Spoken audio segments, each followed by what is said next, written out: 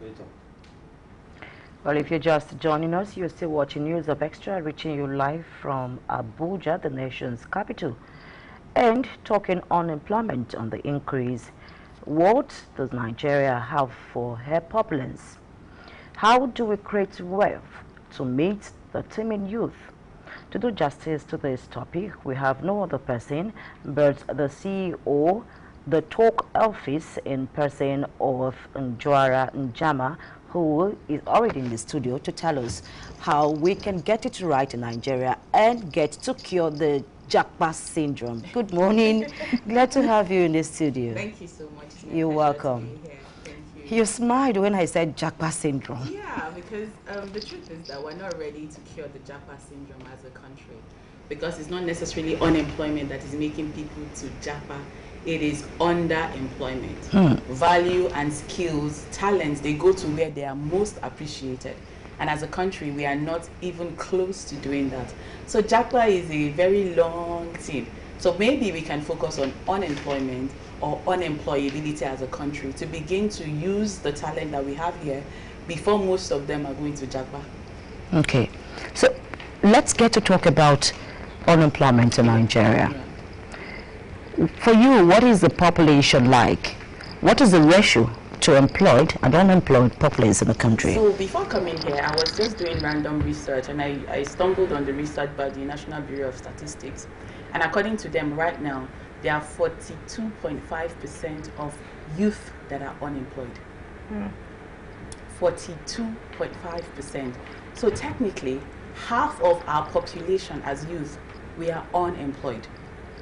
The general population of people that are unemployed is around 33-point-something%. So that tells you that a lot of Nigerian youth are just laying waste, talented, resourceful youth who could have been put to good use. They're just there doing nothing. Importantly for me, as a HR consultant, what I'm even more interested in is not even the unemployment really, right? It is the unemployability of this population, because I tell you, there are more percentage of youth that are unemployable. So that puts us at a really, really dangerous line if we do not start working towards it as a nation. All right, okay. Yes, you said unemployable, and that struck me because even before you came on the show, we were talking about going to school, investing in school. You know, while we were growing up, our parents were always saying, go get your first degree, get your second so that you can stand out. And she was just talking about a 26-year-old politician who just made it as a lawmaker. Yes. And you know, and we're asking, what were we doing at age 26? You know, and a lot of youths now have not even woken up. They don't even know anything is wrong. You're right. They just feel that cliche of going to school, waiting for employment, getting the job and all that. So what should an average youth do if I find myself in the position of just going to school and waiting for me to get a job? I don't get a job. What do I do? Learn a skill? Do what? So for that, I would say something. A lot of us are focused on just getting the certificate. And as somebody used to say, the technical know-how that will help us to exhibit the skills that we have gathered with this certificate is missing. So I would encourage parents, as you're asking your child to go to school, make sure that you're also helping them to get life skills that will help them exhibit this certificate and know-how that they're getting from school. So that way, regardless of what happens after school, they will be able to stand on their feet. Take, for example, when we go to school, I'm a lawyer, so I studied law, and everything they taught us in school was just theory. Were those theory useful? Of course, definitely. They lay the foundation of the practicals that we are going to come to do in the workplace. But aside the theory, the law school is structured in such a way that you would be forced to practice what you have learned in school. Most other courses don't have this. Well, lawyers have it, doctors have it, I think. But most other courses that you go to learn it, they don't have it. So how then do you transition from all the theory in school to the practical requirements in the workplace? So there's a gap somewhere. Importantly, for the workplace, what you necessarily studied in school or learned in school might not be useful when you come to the workplace in terms of how you execute your work. So that is when the employability skills come to bear. If you're a young person and you're looking to be employed, which I always encourage, because for me, that will be a transition period for you. That will be a learning period for you. Whether you want to go and start your own business, whether you want to go and learn a trade or a skill, that period where you are under the tutelage of somebody will help you to learn the practicality of owning your own business or starting a trade. So I always encourage young people, you don't have to call it employment. You can call it internship. You can call it volunteer, whatever name that suits you. And we are fortunate enough to actually land the job. Oh, fantastic. So get to learn the skills that is useful in the workplace. Most young people don't have those skills, even those that are looking for a job. So you see, employers are constantly complaining about the people that they have in the workplace, right? Yeah. And applicants are complaining that there's no job out there. But I tell you, there are lots of jobs out there, plenty of jobs. They're just wasting because the people that will man this job are ill-equipped or unemployable. Now, in the past, Nigerian youth have been described as lazy youth. So is it that we have lazy persons who really do not want to work, or we do not have that enabling environment from the federal government for the youth to pick up to work? Okay. So let's look at the difference. So a lot of people are not going to like me after this. So I have to say a disclaimer, first of all, to the best of my knowledge. I think lazy is the, what do I say now? It's the fair word to use for lack of proper language. Because if you tell me you're looking for a job, and I tell you these are the things or the skills that you need to gather to land a job, and you tell me, no, you don't need it, you're just going to get the job, what does that tell me about you? You're not just lazy, you're unenthusiastic, you're not passionate, neither do you have direction for where you want to go career-wise. So lazy is a very good word, I think. A lot of young people are not ready, nor are they willing to do what it takes to get them that career or that future that they want for themselves. Are there things that our government can do to make this process seamless and easy? Of course, yes. But then, since the government is not yet doing it... But that is their responsibility. I agree. Absolutely. I agree that is the responsibility of the government. But guess what is not the responsibility of the government? To make you an employable person. While the government will look for the job that you're going to assume, fantastic. While the government will create loans and other schemes to help you start a business, the government is not going to be responsible for helping you to become excellent at that thing that you decide to do. That is self-development. And it is that area of self-development that we are lacking as a people. So to that extent, I would say it's a two-way thing. The government should rise up to their responsibilities, absolutely. But while the government is trying to figure out how to combat unemployment, you as the individual must take things into your hand. A lot of us feel that, oh, everything needs to be done for us. Many young people feel that way. So there's this sense of entitlement that we approach our work with, we approach our relationship with. You're talking to a young person and they'll just tell you, I beg, it's not a do or die matter. Of course it is not, but it should be, because you must take your life in your hands and begin to do the things that will give you leverage in the workplace or anywhere else. So right. to that... Okay, so talking about self-development, yes. I found myself in situations where I want something but I don't know what to do. For example, I finished school, I was looking for work, but I wanted to do certain business. I didn't know how to go about it. I wanted to get certain skill. I didn't know how to go about it. Apart from going on the internet, checking YouTube and, you know, seeing a barrage of things that are saying same old thing.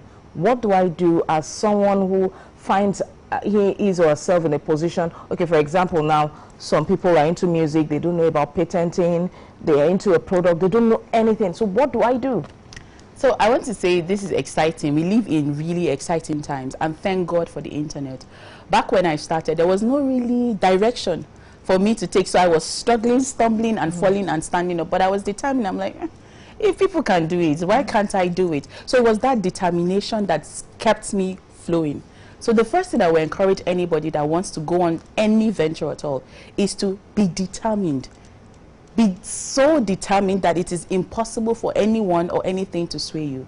Now it is that determination that will now engineer the search for knowledge. Knowledge is your best friend. You should sleep, wake up, eat and drink with knowledge. And like I said, thank God for the times that we live in. The internet has made a lot of things easier. Not just a lot of things, it has made us to be able to access people who have this knowledge to share. So instead of just thinking, oh, I want to become, for example, a producer, and I just go on YouTube and I watch all kinds of videos and that's it. There are people who are already producers that you can render your services to. Whatever skill that you have gathered so far, you can render that service to them in exchange for learning the trade. Remember I said there are a lot of people that have done all kinds of online courses, but they still go back to the labor market to look for a job. There's a gap, that means. It means that to transition from all the things that you know to using it in the marketplace, there needs to be somebody to guide you or help you through it.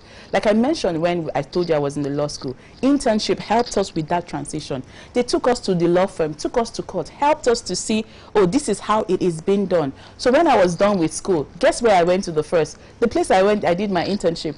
I just went there and said, sir, I'm done with NYSC, I'm ready for the, you know, I just pitched myself to him and he's like, okay, fantastic, I can start with you.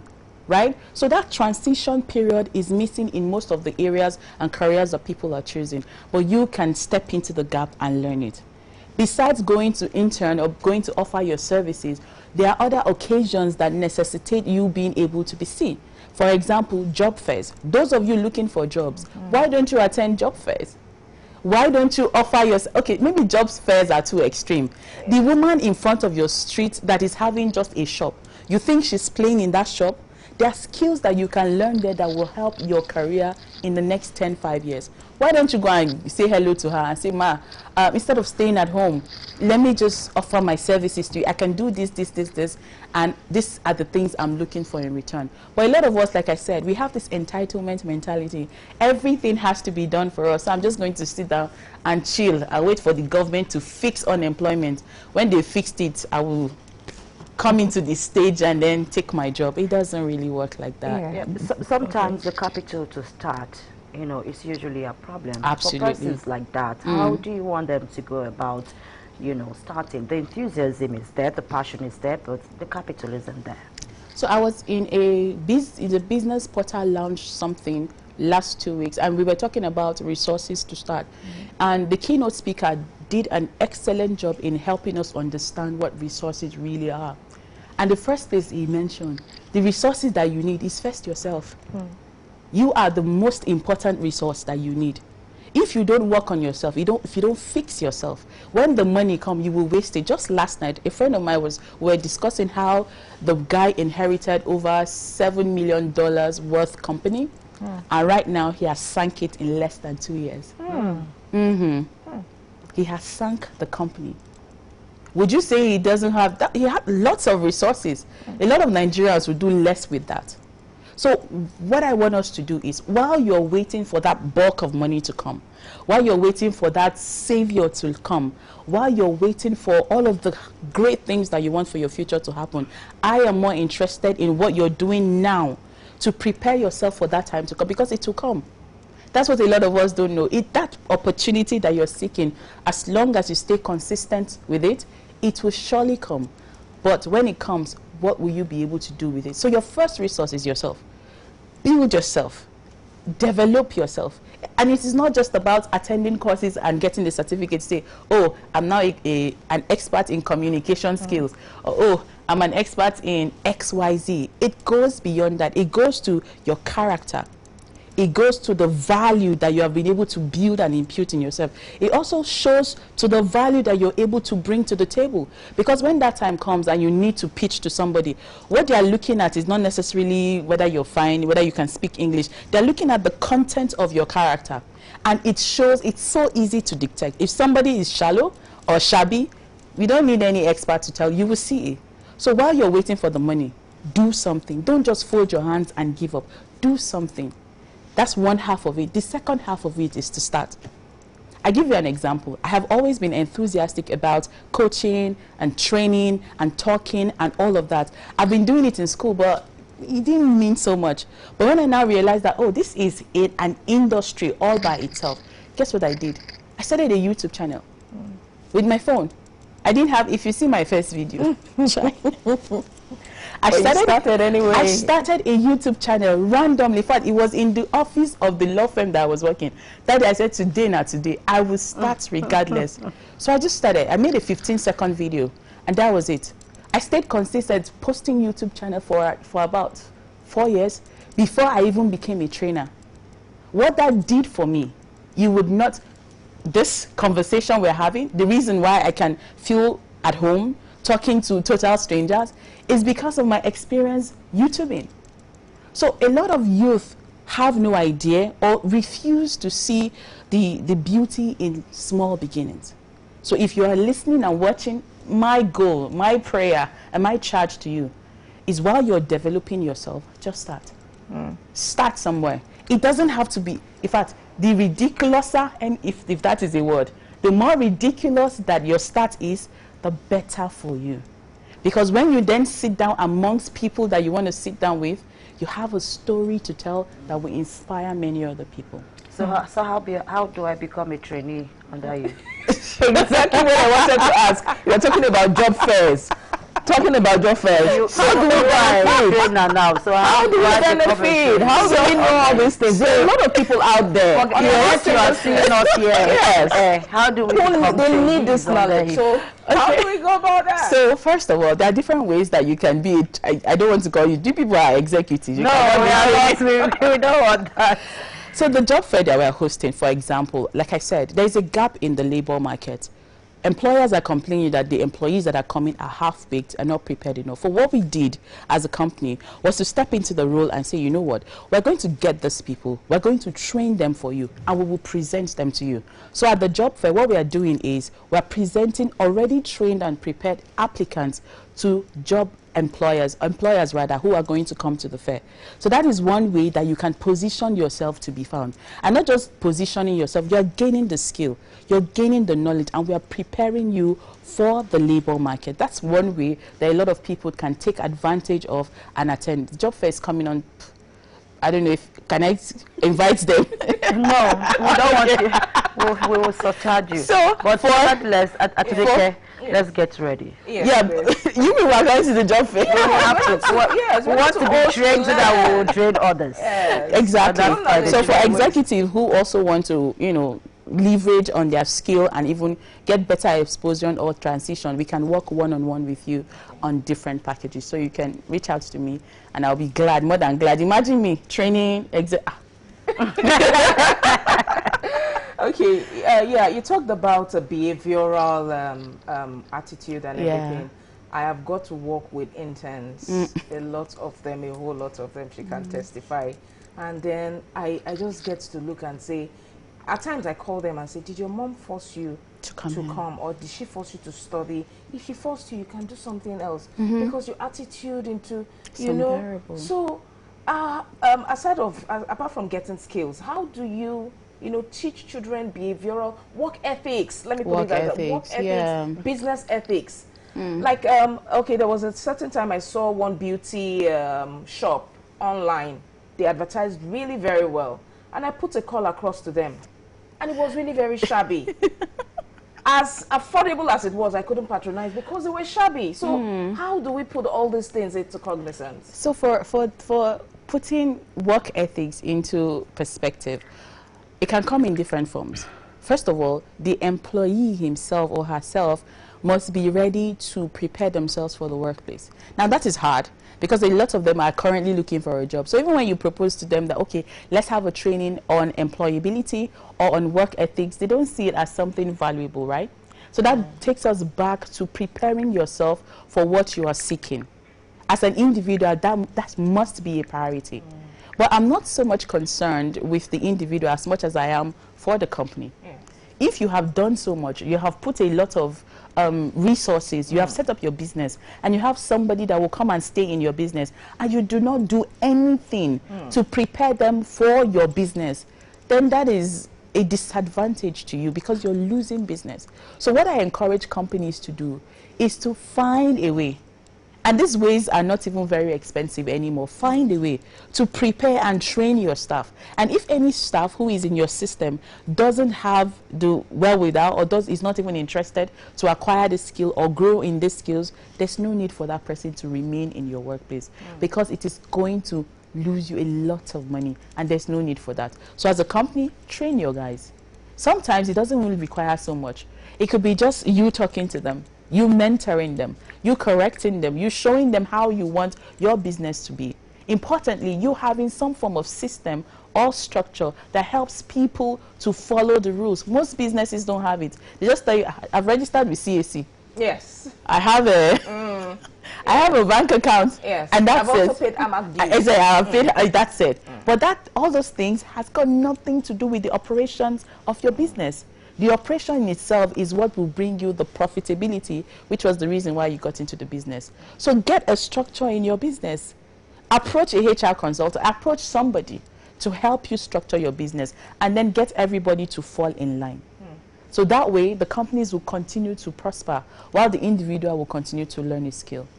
Okay. All right. So what will be your call on Nigerians? What will be your call on the youth? What will be your call on the federal government on its own to play their own part, while Nigerians also play their part? My call to the youth is, I almost quoted a Bible verse right now.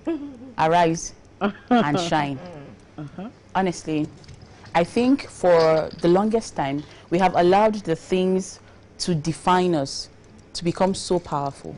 So the things that are defining us, poverty, lack of light, lack of water, lack of this, we just keep all of those things at the back of our minds and use them as excuses not to go ahead. So show me that you're willing to do the work, and show me the work that you have started to do. That will encourage me more to want to support you. Many young people are just waiting, oh, my uncle is in is in London or something.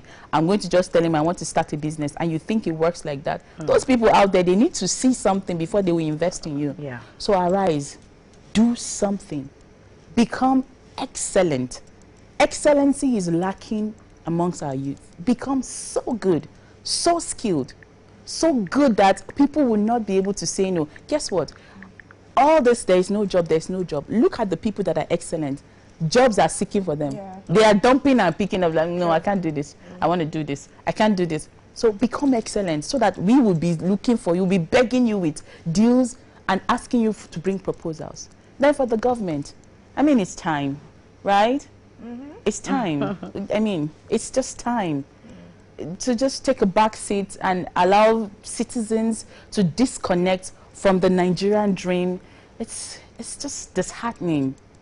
So take the youth seriously. Take our plight seriously. If you check the statistics, my friend was telling me, she is in the UK. She was telling me that freshers just came to their school, so they were doing some sort of a freshers welcome thing. And she was in her room. She said they were playing only Nigerian songs non-stop for the Nigerian students that just came in. She said it was as if the whole population of the students were all Nigerians. And to be truthfully, most of them might go there for the school, but the real reason why they left wasn't school, really. So that's the Japa It's a better, just to seek a better ground, just to seek where your value, your talent will be better appreciated. So the government, rise up. I mean, it's time. We have waited, we have trusted. I said something somewhere, one interview I was at, and I told them that the reason why Americans are patriotic is not because of the country America, it's because the country has found a way to situate itself in the hearts and the minds of people. So they would die for their country because the country has invested in them. My father was telling me that when they were growing up, the government would give them water, take them to school, give them milk. They were, you know, they had a cafe in school. Did you have cafe in school? So this population, you have almost disappointed us. The only thing keeping us is God and the faith that we still have in Nigeria. So arise. It's time. Okay. Would like to talk about our Japa syndrome. Yeah. Yes. Because she is always emphasizing, please don't Japa and leave me. I'm begging you. You mean, are you referring to I am referring to you because so you don't like me? So I should stay here. Let me carry me along, please. Hey, this is like Because you know, she's always talking about she's like, maybe one day I'll get a text message from But her. funny enough, I Yes. really do not have that love or flair to want to Japa. I believe there's so much in this country. Yes. I agree. There's money in this country. I agree. If I want to travel, I will use the word I want to travel just to stay for holiday, Yes, stay and for come 1 back. week, 2 weeks, and And come come back. back. And Oh. the essence is just to go see what the outside world look like. Experience the world. Experience it and try to be exposed. It's the little money I'll fetch from Silverbed there, and then return back to fetch more. Not to Japa. Okay, that's reassuring. Yeah. All right, so Everyone must arise. The Arise. youth, you must arise. For your time is now. It's now. Yeah. And for the federal government, arise, invest your people. If you let them jackpot, That would I be wonder all which good. one will be left for you. Exactly. So we've been discussing and talking with our expert here, in no other person but Ndwara Njama, the CEO, the Talk Office, who will be training us very soon. I can't imagine myself going to, yeah, that's pro bono. I will give some considerations. Better, better. So we've been talking on unemployment, wealth, and job creation in Nigeria. Thank you very much for Thank coming. you. The pleasure is And we mine. hope to see you again. Hopefully to talk soon. About, Thank you. Soon, Thank at least you. the next time we're talking about the Something else. agenda, setting the agenda Right. for Okay. the next government who will be coming into power. That would be nice. in May. That would be Yes, nice. and what And especially Nigerians- for women. For women. Especially for women. Yes. Yeah. That So would be I a also good told her conversation. at 26, I don't know what she was doing. She knows better. If we have a female lawmaker in Kwara State at 26, I don't know what she was doing. What At 26, I knew what were you doing? All right. We'll take a quick break, and when we come back, it's still News Hub Extra. Don't go away.